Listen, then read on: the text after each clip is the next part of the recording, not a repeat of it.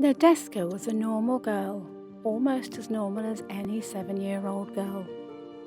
When her parents Enrique and Laura held her for the first time, it was the happiest moment of her life. Nadeska was growing, and already at a young age she could read and express herself very clearly. Hello everyone, and welcome to our channel. We are here today with a new interesting video. Please don't forget to like the video and subscribe to our channel for more interesting stories like this one.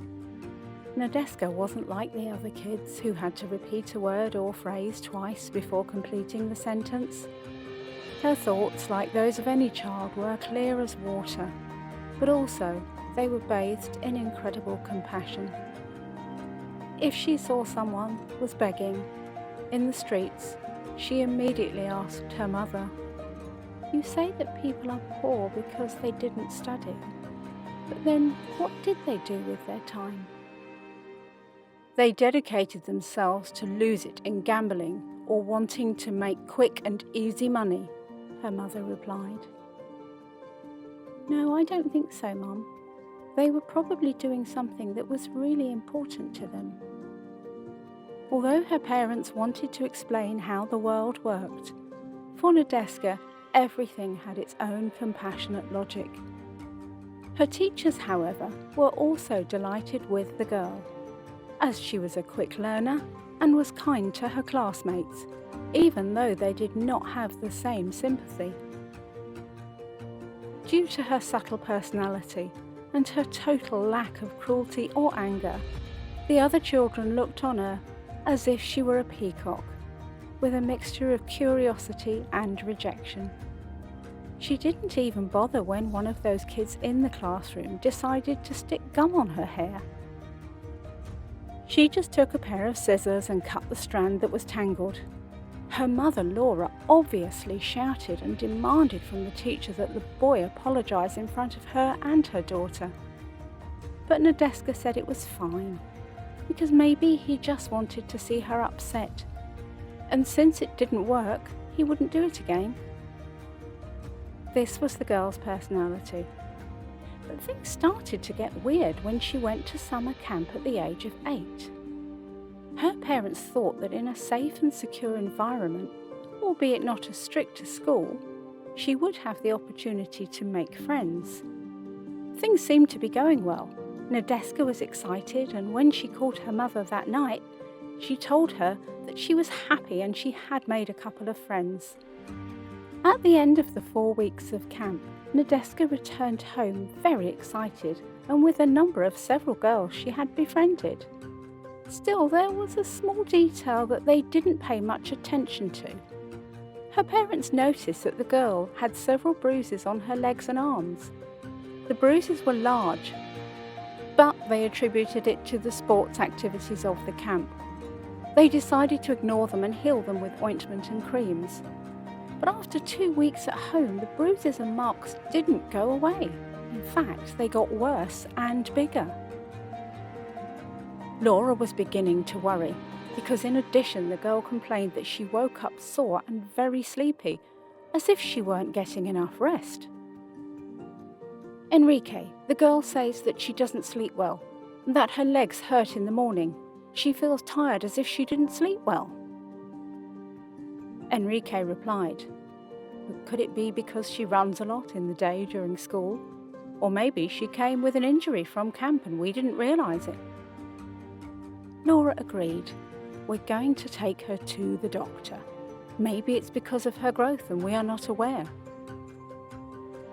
The concerned parents took Nadeska to her pediatrician's office, who examined her and asked her all about the injuries. The girl replied that she had no idea why she always woke with the bruises, but she told him the same thing as she told her mother, that in the morning she was always sleepy and had a lot of pain in her legs. The doctor knew the type of parents Laura and Enrique were, so he didn't suspect anything strange. He prescribed vitamins to help her with growth and pain reliever creams, and he told her parents they had nothing to worry about, but it must be a slow but powerful growth spurt. The family left a bit calmer, But the next morning the bruises worsened. They revealed marks that looked like real bruises with accumulated blood.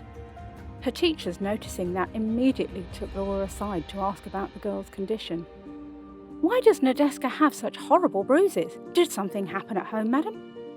No, teacher, nothing unusual happened. Yesterday we took her to the doctor to find out why she had so many bruises, and he told us it could be because of the bone growth spurt," Laura replied.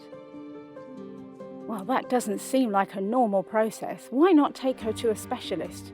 In addition, the girl always complains that she can't run because her legs hurt a lot," the teacher suggested. Laura left the school for her work, even more worried. She couldn't understand why her daughter was suffering from such terrible injuries, since she'd inspected the entire house and watched over her daughter. She wouldn't even let her play in the park where she had always gone, for fear that she would fall on a floor full of rocks and dirt. Although they followed the doctor's recommendations to the letter, Nadeska's bruises got worse, to the point that she found it difficult to sit up. One day they were summoned to the Child Protection Office because an anonymous person had made a complaint for child abuse. Enrique and Laura hugged each other, very worried, because they knew that their version of the story wasn't at all convincing. Luckily for them, it was an audience where they interviewed Nadeska. She said only what she knew. Then they did several psychological tests, and the specialists couldn't find anything strange. The agents who processed the complaint told Enrique and Laura that they would be monitoring the case, but that if the situation continued in a few weeks, they would retain Nadeska in a shelter for prevention. Desperate and not knowing what to do, they decided to analyse what they knew. During the day, nothing happened that could hurt Nadeska, so the problem was at night in her room. They went to a store and bought 2 cameras that were connected via the internet with their smartphones to monitor what was happening at night in their daughter's room. After installing them, they hugged their daughter and told her that everything would be fine, and that they would finally find out what was happening at night. The next morning, the girl woke up as usual with pain in her legs and even some scratches. Since it was Saturday, she was told that she could play on the computer as a way to distract her while they finally checked what was going on. When they started playing the video, they couldn't believe their eyes. Laura put her hands to her mouth and Enrique turned white as a sheet. They needed a moment to sit down and try to understand what was happening. In the recording, they saw that around 2 a.m, Nadeska got out of her bed, knelt on the floor and began to crawl backwards. Upon reaching the wall, she turned around and began to ram it hard with her knees. She did all of this in an unconscious state for about an hour. Then she would get up and go back to her bed as if nothing had happened. Laura and Enrique began to do the math. If their daughter had been doing this since the camp, that meant that she'd been doing this every night for about 3 months. They immediately went to the Child Protection Office to show the video and seek help. The officers told them that it might be a sleep disorder and that she should see a specialist in sleep problems. From that night on, they decided to take turns sleeping with Nadeska and waking her up before she could start having those strange outbursts. They found the contact of a specialist doctor who examined her and prescribed a series of expensive medications to try to regulate her sleep cycle. But those medications only made Nadeska even more tired and not able to perform well in school. In the midst of all this frustrating and confusing situation, Laura's mother Rosa came to spend a few days with them. Laura and Enrique explained the whole situation to her and confessed that they were desperate. Mrs. Rosa listened carefully and then told them she would take care of her, since the root of the whole situation was in the summer holidays that she spent away from home. When she got home again, she began to clean the room very well with the help of Nadeska. They ordered the toys and separated some of the very old ones to donate, as well as clothes that were already too small for her. Rosa put salt around the edges of the wall, including the bottom edge of the window, and placed a few white roses in each corner of the room. And finally, she lit a candle in the centre. She prayed a rosary with Nadeska and told her to pray with faith so that they would no longer be bothering her during the night. Then they pretended to open the door for someone and say goodbye to her. All of this seemed nonsense and somewhat scary to Enrique, but Laura trusted her mother. Unbelievably, Nadeska never got up again at night, even when they had cleaned off the salt and flowers.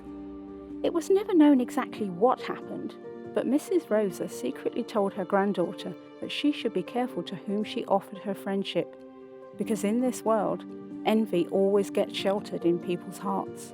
Thank you for watching today's video. Don't forget to like and share the video. See you soon!